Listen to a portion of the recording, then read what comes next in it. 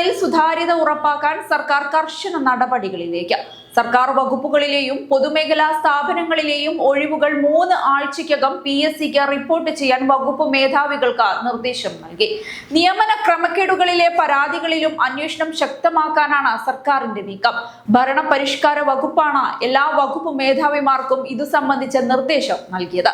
സർക്കാർ വകുപ്പുകളിലും പൊതുമേഖലാ സ്ഥാപനങ്ങളിലുമുള്ള ഒഴിവുകൾ 3 ആഴ്ചയ്ക്കകം കേരള PSCക്ക് റിപ്പോർട്ട് ചെയ്യണമെന്നാണ് ഉത്തരവ്. നിർദ്ദേശം പാലിക്കാത്ത ഉദ്യോഗസ്ഥർക്കെതിരെ അച്ചടക്ക നടപടി സ്വീകരിക്കുമെന്നും കത്തിൽ പറയുന്നുണ്ട്. താൽക്കാലിക നിയമനങ്ങളിൽ വ്യാപക അഴിമതി നടക്കുന്നുവെന്ന ആക്ഷേപങ്ങൾ ശക്തമായ സാഹചര്യത്തിലാണ് സർക്കാർ കർശന നിലപാട് സ്വീകരിച്ചത്. നിലവിലെ നിർദ്ദേശം ആദ്യഘട്ട നടപടിയായാണ് വിലയിരുത്തപ്പെടുന്നത്. തുടർഘട്ടമായി PSC നിയമനങ്ങളുമായി ബന്ധപ്പെട്ട് മുഖ്യമന്ത്രിക്ക് ലഭിച്ച പരാതികളിൽ കൂടുതൽ നടപടികൾ ഉണ്ടായേക്കുമെന്നാണ് സൂചന. PSC നിയമന ക്രമക്കേടുമായി ബന്ധപ്പെട്ട് ആഭ്യന്തര വിജിലൻസ് അന്വേഷണം പുരോഗമിക്കുകയാണ്. എന്നാൽ നിലവിലെ അന്വേഷണത്തിൽ സർക്കാർ പൂർണ്ണ തൃപ്തരല്ലെന്ന സൂചനയാണ് യുവജനക്ഷേമ വകുപ്പ് മന്ത്രി OJ ജനീഷ് കുമാർ കഴിഞ്ഞ ദിവസം നൽകിയത്.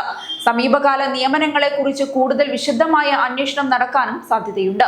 ഇതിനിടെ എക്കണോമിക്സ് ആൻഡ് സ്റ്റാറ്റിസ്റ്റിക്സ് വകുപ്പിലെ റിസർച്ച് ഓഫീസർ പരീക്ഷയിലും ഗുരുതര ക്രമക്കേടെന്ന ആരോപണവുമായി ഉദ്യോഗാർത്ഥികൾ രംഗത്തെത്തി. ബിരുദാനന്തര ബിരുദം യോഗ്യതയായ പരീക്ഷയിൽ +2 നിലവാരത്തിലുള്ള ചോദ്യങ്ങളാണ് ഉൾപ്പെടുത്തിയതെന്നും ഭൂരിഭാഗം ചോദ്യങ്ങൾക്കും B ഓപ്ഷൻ തന്നെയാണ് ശരിയുത്തരമായി നൽകിയതെന്നും അവർ ആരോപിക്കുന്നുണ്ട്.